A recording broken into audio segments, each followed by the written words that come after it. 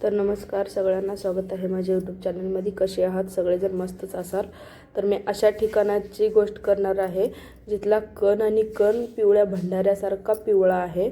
तर आम्ही जेजुरीला सगळी फॅमिली गेलेलो होतो आणि रेल्वे स्टेशनपासून एक अर्धा ते पाऊण तास एवढं चालत गेलो आणि तिथून आम्ही रूम वगैरे घेतली। तर रूम कुठे घेतली, कसे घेतली ते मी तुम्हाला नक्कीच नेक्स्ट व्हिडिओमध्ये सांगेन। तर आम्ही जेजुरीला गेल्यानंतर आम्ही संध्याकाळी आम्हाला दर्शन भेटलं आणि खूप छान असं दर्शन झालं आमचं। कारण दिवसा कसं म्हणजे थोडं लाइटिंग वगैरे कमी दिसतं, तर संध्याकाळी खूप छान होतं।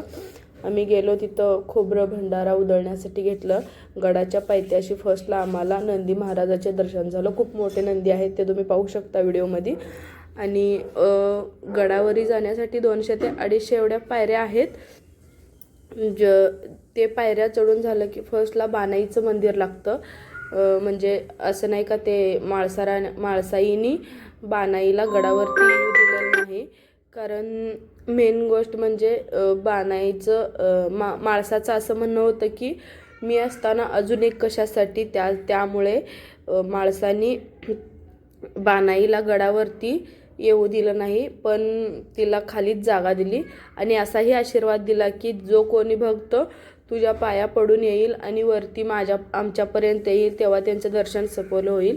सेम तसंच आम्ही पण बानाईचं दर्शन करून गडावरती गेलो आणि आम्हाला पायऱ्या चढून जाताना तिथं म्हणजे सेम ते कुत्र्याच्या रूपामध्ये खंडेरायाचं पण दर्शन झालं। म्हणजे तिथं छान असं कुत्रा आहे, मी त्या कुत्र्याला लाड केला आणि भंडारा पण लावला। ते आमच्या मागच फिरत होतं।